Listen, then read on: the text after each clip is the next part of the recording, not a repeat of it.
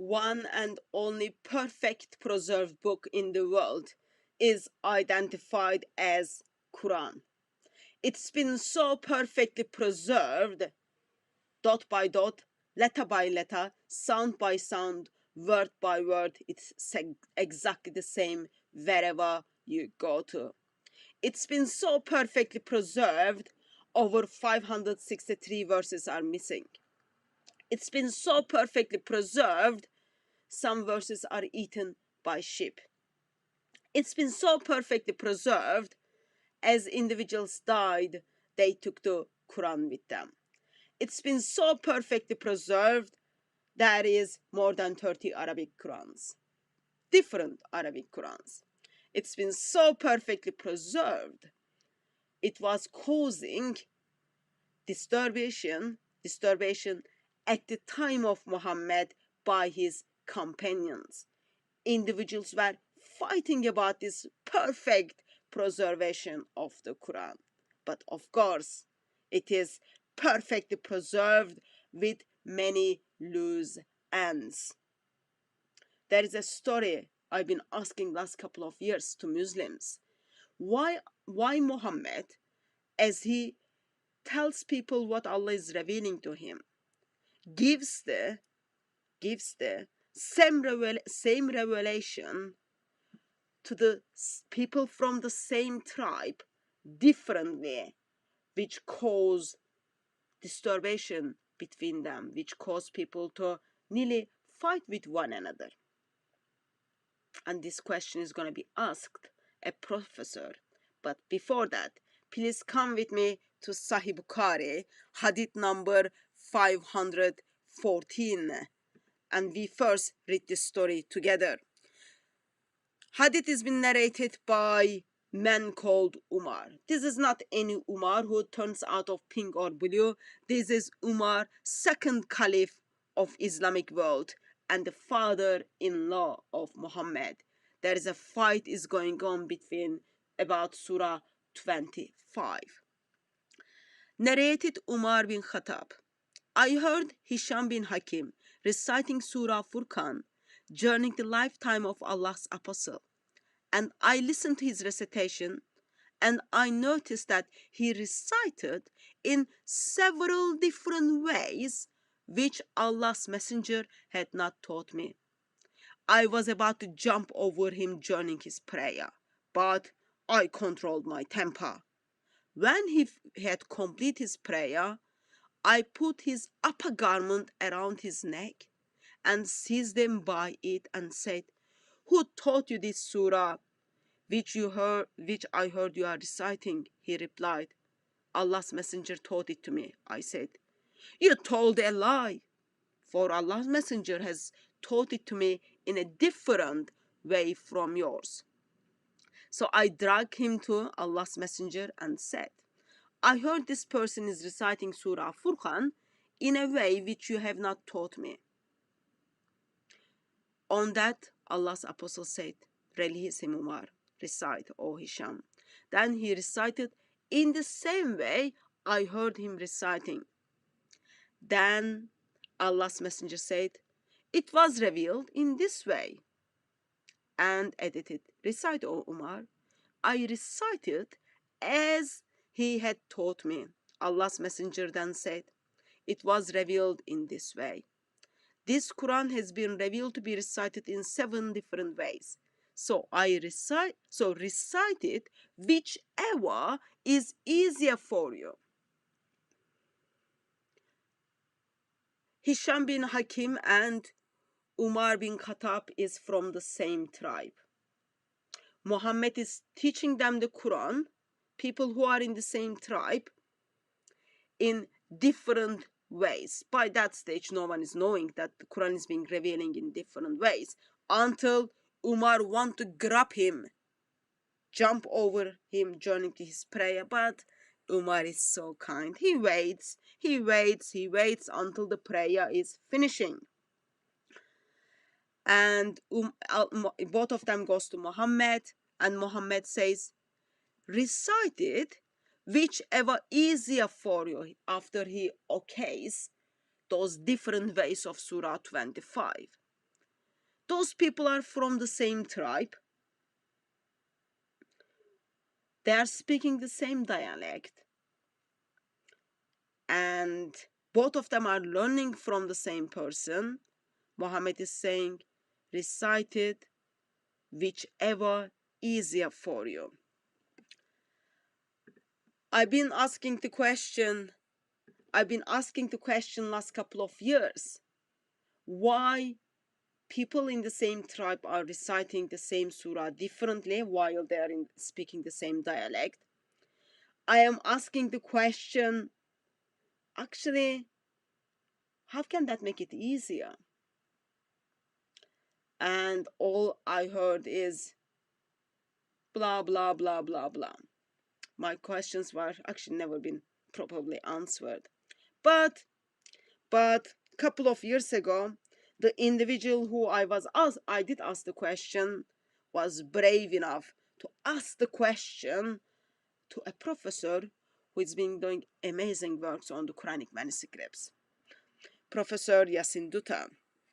So let's hear the question a Muslim missionary is gonna ask. Very, very similar question for last couple of years I've been asking. Why individual from the same tribe needs to learn the Quran in different way, and we don't even know which way is that, and why on earth that will make it easier for them. Remember, word of Allah has been perfectly preserved. There is only one Quran, but in somehow there were different Qurans at the time of Muhammad. Let's listen this short clip. Sorry, I'll come to you. The rukhsah was given to read in different ways. Looking at the hadith which are in Sahih collections, which seems to indicate that the Prophet ﷺ directly taught them the particular surah. So they heard from the Prophet ﷺ, and when they replied back after, like the example of Umar ibn Khattab, King, it seems to indicate that they learned it directly from the Prophet. So obviously direct learning would be when the Prophet recited to that particular companion and he's learned it that way. Rather than, there's a stock template where you can actually use that template with the degree of variances that are allowed and permissible. That's the other question I would like to clarify. So the question is, obviously the Prophet ﷺ would not have taught every single companion all the different ways of reading. It's practically impossible. It's impossible. So that means there has to be a way where the companions had their own ikhtiyar, their choice, based on the permissibility that was given. So they have clear understanding of how much, or what was the degree of variations or variations that you can bring about in revelation. The question remains is, what was exactly the rukhsah that was given? I mean, some of the hadith which indicates Ghafur Rahim, Samir Alim, but I'm not sure about the authenticity of some of these narrations. So if we go for strict authentic narrations, then you have one picture, but if you have the evidence speaks for itself, then you can get a different picture altogether. What's your clarification on this? When the same two people from the same dialect or tribe, reciting differently, if the Prophet taught them differently, and how is it making it easier? To give an example, in Surah Al-Furqan there are examples where there are single and jama', a word is recited in singular and plural. Examples of where it's ya'malun and ta'malun, something of this difference of grammatical declension. How is it making it easier for a two adult companion rather than, say, someone who's very old and especially women who are not very literate, or children? Because for that we can have an understanding of, okay, there are some difficulty for them, for example, very old or literate as well. But two persons who are actually very adult, mature person, who are learning directly from the Prophet, how are these making it easier for them to recite? I mean, what's the difference in terms of choosing variation? Got one. So, first of all, I think we need to give credit when it is necessary.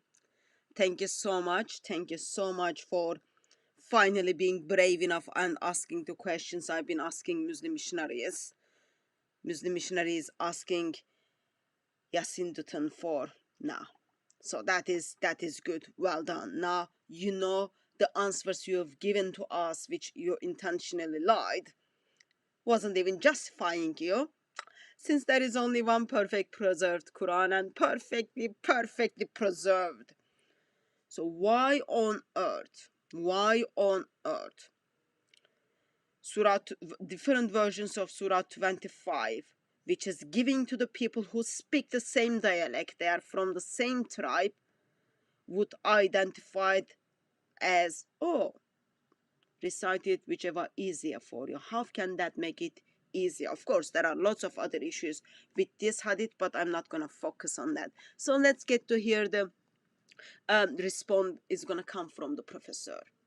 And please give attention what he says, because what we are going to hear is, we don't know what is that the way Muhammad recited, and also we will get to hear it is all loose end. One immediate possible response and another one.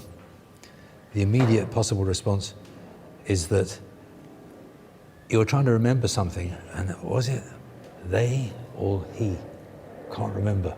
Was it they or we? Doesn't matter. Say whatever, as long as the meaning's there. So one kind of ease is that as long as you get the general idea right, you're okay. Now the other thing is that you were talking about the way the Prophet ﷺ taught me.